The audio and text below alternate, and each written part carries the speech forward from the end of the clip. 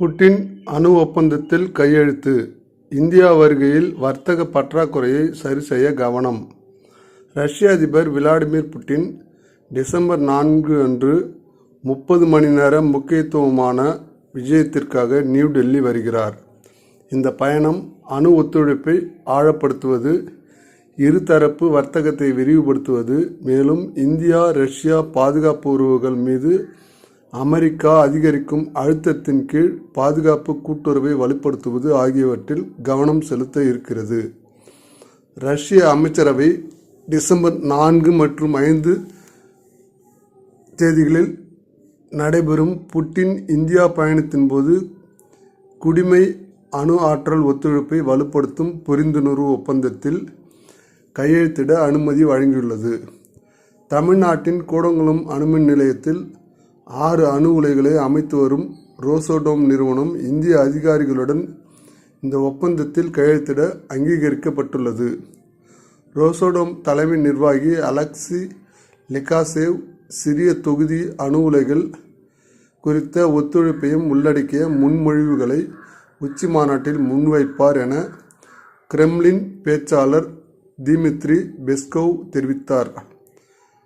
India Russia 23வது ஆண்டு உச்சி மாநாட்டின் முக்கிய அம்சமாக இந்தியா அதிக அளவில் இறக்குமதி செய்யும் நிலையில் உருவாகியுள்ள பெரும் வர்த்தக பற்றாக்குறையை சரி செய்வதே இருக்கும். இந்தியா தற்போது ரஷ்யாவிலிருந்து சுமார் $65 பில்லியன் மதிப்பிலான பொருட்களையும் சேவைகளையும், இதில் அதிகபட்சம் கச்சா எண்ணெய் இறக்குமதி செய்கிறது.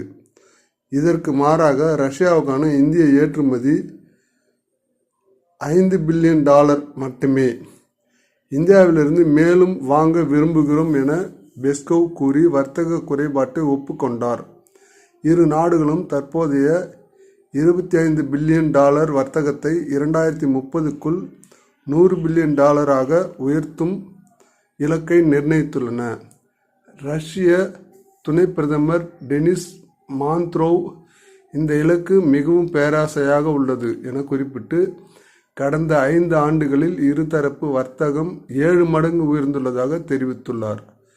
இந்தியா கடல் உணவுகள் மற்றும் மருந்து பொருட்களின் ஏற்றுமதியை அதிகரிக்க ரஷ்யா அனுமதிகளை விரைவுபடுத்த வேண்டும் என வலியுறுத்தியுள்ளது.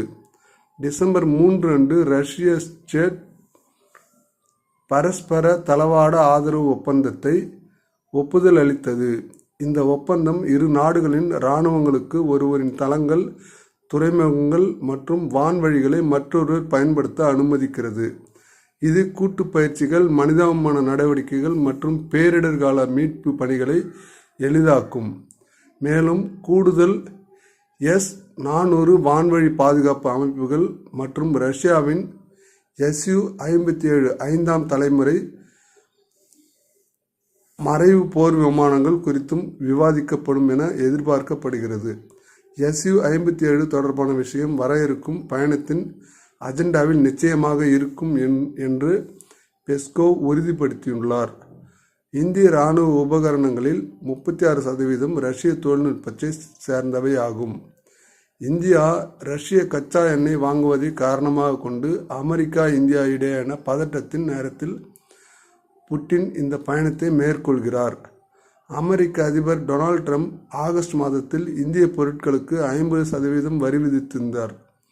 இருதரப்பு வர்த்தகத்தை வெளிப்புற இடையீடுகளிலிருந்து பாதுகாக்க ஒரு தனித்துவமான வியூகம் தேவை என பெஸ்கோவ் வலியுறுத்தியுள்ளார். புட்டின் டிசம்பர் 5 அன்று பிரதமர் நரேந்திர மோடியுடன் பேச்சுவார்த்தை நடத்துவார். பின்னர் இந்தியா ரஷ்யா வணிக மன்ற கூட்டங்களிலும் கலந்து கொள்வார் என்று தெரிவிக்கப்பட்டுள்ளது.